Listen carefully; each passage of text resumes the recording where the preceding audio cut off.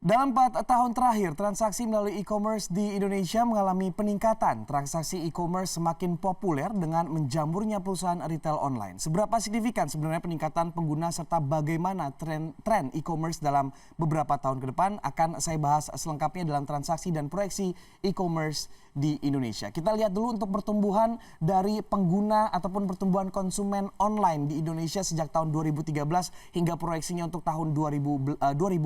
Di tahun 2013 ada 4,6 juta orang Indonesia yang merupakan konsumen online di tanah air. Kemudian di tahun 2014 ada peningkatan sekitar 1,3 juta orang. Dan di tahun 2015 jika kita lihat peningkatannya memang dari tahun ke tahun ini cukup signifikan karena jika kita lihat ini 1,3 juta peningkatannya di sini dari tahun 2013 hingga tahun 2014, sementara dari tahun 2014 ke tahun 2015 ini lebih dari 1,5 juta orang, sehingga memang tiap tahunnya sendiri pertumbuhannya memang cukup signifikan. Dan di tahun 2016 diproyeksikan akan lebih tinggi lagi, bahkan sekitar 1,3 juta orang mencapai 8,7 juta orang pengguna ataupun juga konsumen online di Indonesia. Walaupun angka 8,7 juta orang ini masih sangat kecil jika dibandingkan dengan pengguna internet Indonesia yang diperkirakan bahkan lebih dari 100 juta, tepatnya 102 juta pengguna internet di tahun 2016 ini, sehingga hanya 10% saja. Kalau kita lihat angka 8,7 juta orang dari pengguna internet di Indonesia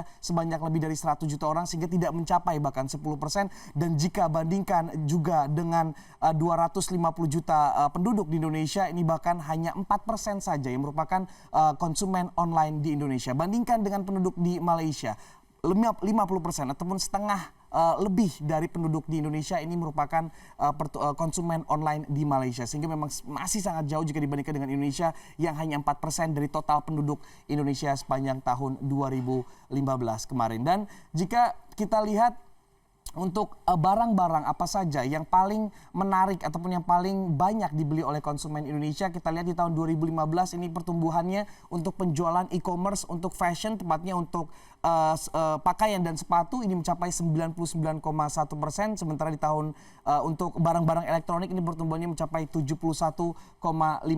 Biar saya tuliskan di sini 71,5%. Kemudian untuk pakaian, sepatu dan fashion lainnya 99,1%. Sementara di tahun 2015 ini untuk kosmetik, makanan dan juga obat-obatan ini pertumbuhannya mencapai 37,6%. Sementara untuk furniture ini lebih tinggi lagi 75,8%.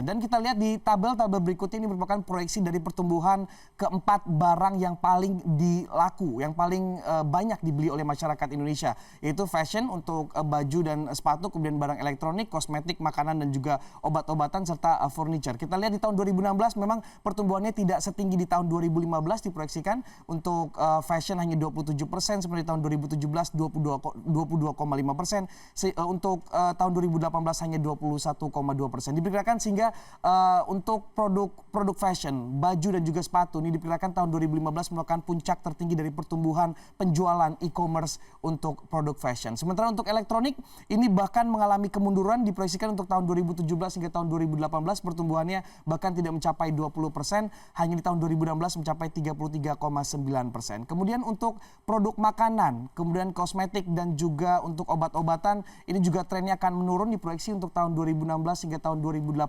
lagi-lagi tidak mencapai 20% setiap tahunnya pertumbuhannya. Dan untuk barang furniture ini masih cukup signifikan, pertumbuhannya rata-rata masih di atas 20%. Untuk tahun 2016 diperkirakan tahun ini untuk pertumbuhan penjualan barang-barang furniture melalui online ataupun melalui e-commerce ini masih tumbuh yang paling tinggi dibandingkan dengan 3 jenis produk lainnya, itu sebanyak 41%. Kemudian diikuti oleh 2017, tahun 2017 sebanyak 20,4%, dan di tahun 2018 kembali turun untuk potensi pertumbuhan penjualan produk-produk furniture di online hanya mencapai 18,2%.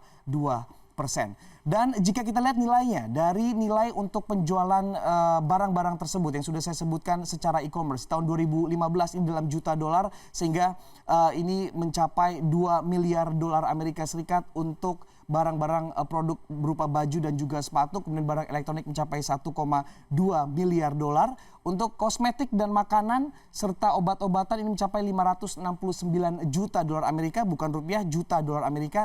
Dan yang terakhir adalah untuk barang furniture ini mencapai hampir 1 miliar dolar Amerika Serikat. Kemudian untuk proyeksi di tahun ini, walaupun pertumbuhannya memang kita lihat tadi yang baru saja saya sampaikan menurun, namun untuk nilai sendiri ini masih cukup signifikan pertumbuhannya jika dibandingkan dengan tahun 2015. Proyeksi untuk penjualan produk fashion secara e-commerce ini mencapai 2,6 miliar dolar Amerika Serikat, sehingga ada penumbuhan sekitar 6,5 miliar dolar Amerika Serikat. Kemudian untuk barang elektronik mencapai 1,6, kemudian diikuti oleh produk kosmetik 675 juta dolar Amerika Serikat, dan untuk barang furniture ini akhirnya tembus angka 1 miliar dolar Amerika mencapai 1,4 miliar dolar Amerika Serikat. Kemudian di tahun 2017 dan 2018 untuk proyeksinya kembali ada pertumbuhan, kecuali untuk barang fashion yang diperkirakan akan sedikit mengalami penurunan dari maksud saya tetap naik ternyata menjadi 3,2 miliar dolar Amerika Serikat. Kemudian untuk barang elektronik ini paling sedikit, hanya pertumbuhannya 2 miliar dolar Amerika Serikat, diikuti oleh produk kosmetik dan juga furniture. Dan di tahun 2018 masih akan terus terjadi pertumbuhan, walaupun kembali pertumbuhannya tidak setinggi pada saat 2014 hingga tahun 2015. Untuk tahun 2018 untuk produk fashion di e-commerce ini diperkirakan penjualan mencapai hampir 4 miliar dolar Amerika Serikat. Lagi-lagi masih paling tinggi. Produk fashion seperti misalnya baju dan juga sepatu ini masih menjadi kontributor tertinggi untuk penjualan e-commerce di Indonesia. Bahkan tahun 2018 diperkirakan akan mencapai 4 miliar dolar Amerika Serikat nilainya. Dan jika kita lihat untuk pelaku-pelaku e-commerce di Indonesia, mana yang paling populer, mana yang paling dikenal oleh masyarakat Indonesia? Kita lihat yang pertama adalah Lazada. Ini 34,8% responden ini mengatakan bahwa Lazada adalah e-commerce yang paling populer di Indonesia saat ini. Lazada Group sendiri berkantor pusat di Singapura, ini merupakan anak perusahaan dari Lazada Group yang berkantor di Singapura, dan juga merupakan anak perusahaan lagi dari Rocket Internet yang berbasis di Jerman. Masuk ke Indonesia tahun 2012 sehingga paling mudah jika dibandingkan dengan e-commerce lainnya, namun ternyata paling populer untuk masyarakat Indonesia di tahun 2016 ini. Kemudian yang kedua adalah Tokopedia. Tokopedia mendapatkan 22,7% suara. Tokopedia sendiri diluncurkan pada tahun 2009 sehingga sudah sekitar 7 tahun berada di Indonesia, dengan klaim pada bulan April 2015 lalu yang memiliki 5 juta produk yang ada di Tokopedia. Kemudian di posisi ketiga ada OLX yang buka pada tahun 2010. Kita lihat ini OLX 11% mengambil suara dari e-commerce populer di Indonesia.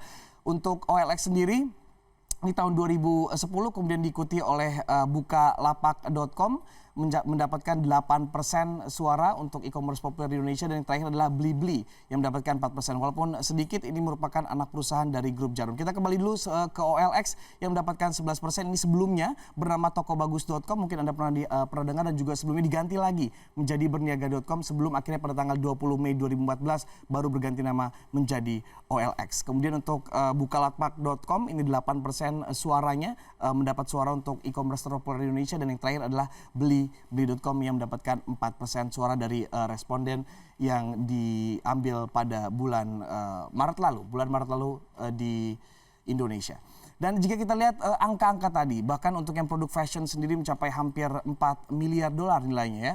Ini masih kecil pengguna e-commerce di tanah air. Sejumlah tantangan memang masih harus dibenahi karena hanya sekitar 4%-an saja dari total penduduk Indonesia. Konektivitas internet yang masih cukup rendah, kemudian juga kecepatan internet yang masih sering lemot, dan juga yang paling penting adalah yang menjadi alasan banyak masyarakat Indonesia belum ingin melakukan transaksi secara online adalah keamanannya.